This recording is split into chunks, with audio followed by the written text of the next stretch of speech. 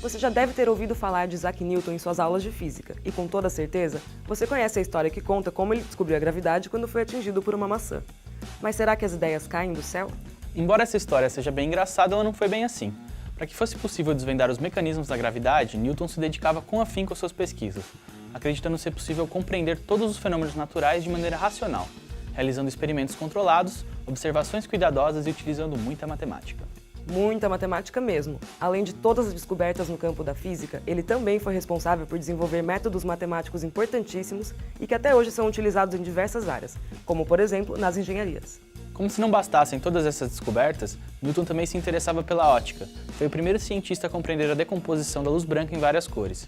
Seus conhecimentos em ótica também o ajudaram a aperfeiçoar os telescópios da época, dando origem ao telescópio newtoniano, uma ferramenta que impulsionaria a outra de suas paixões, a astronomia.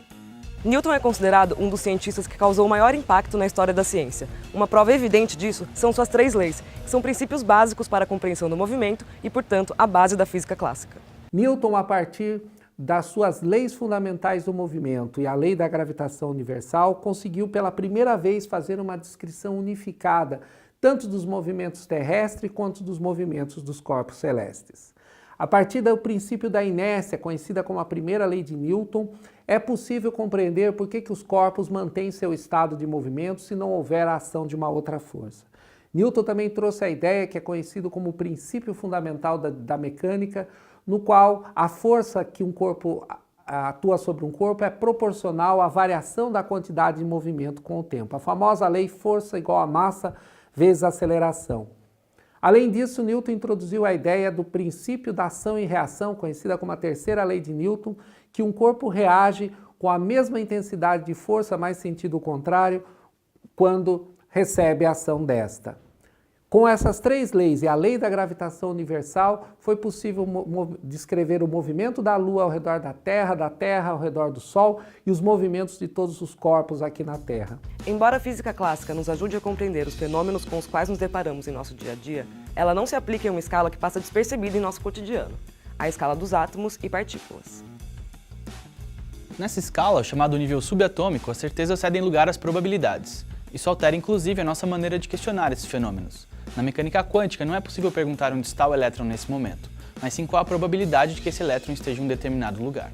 A teoria quântica é uma teoria que surgiu para poder explicar alguns fenômenos, principalmente relacionados ao mundo atômico e subatômico que a gente tem aí. Tá? Ela surgiu basicamente no começo do século XIX, tá? Principalmente com as contribuições do físico alemão Max Planck. Max Planck foi um físico que tentou explicar o comportamento de um sistema que o pessoal estudava na época, que é o que a gente chama de corpo negro.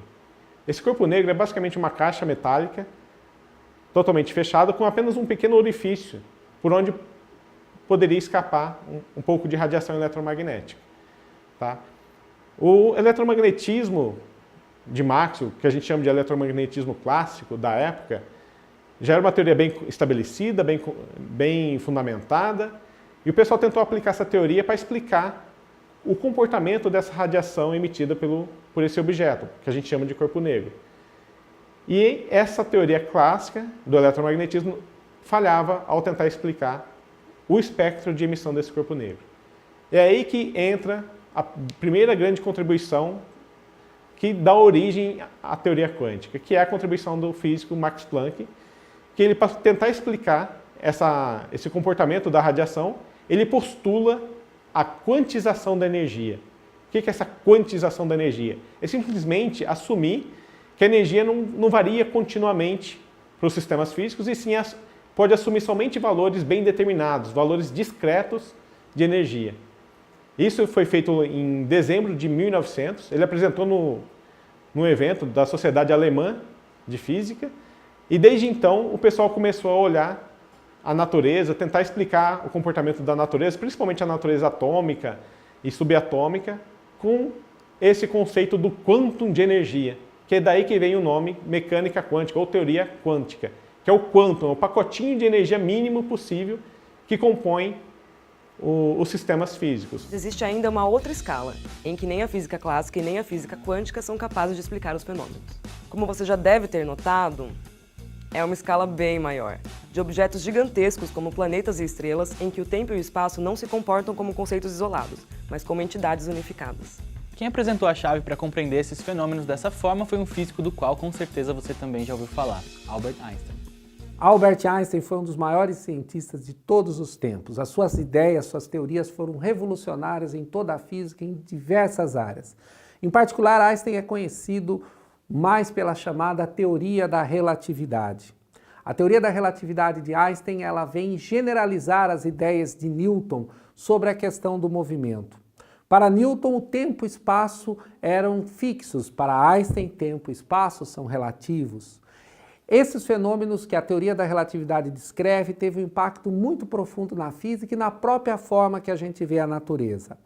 Einstein, em 1905, apresentou a teoria da relatividade restrita, no qual mostrou que, na medida que os corpos se movem em alta velocidade, eles vão ter efeitos tanto na direção do movimento quanto no tempo e no espaço. Einstein, depois, em 1915, vai generalizar a sua teoria, incluindo a teoria da gravidade. A teoria da relatividade geral é uma nova teoria da gravitação que amplia os resultados obtidos por Newton.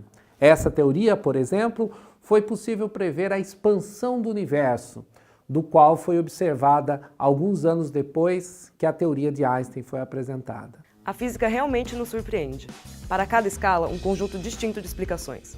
No nosso mundo, a física clássica explica os fenômenos. Já na escala das partículas e dos grandes astros, as explicações ficam a cargo da física moderna, com a quântica e a relatividade. Isso parece coisa de ficção científica, né? Mas não acaba por aqui. Os físicos ainda buscam novas formas de compreender os fenômenos e alguma forma de unificar todas essas teorias em uma só. Com certeza, quem descobriu isso aí vai ganhar um Nobel. Quem sabe pode ser até você. Nos vemos numa próxima parada. Tchau! Tchau!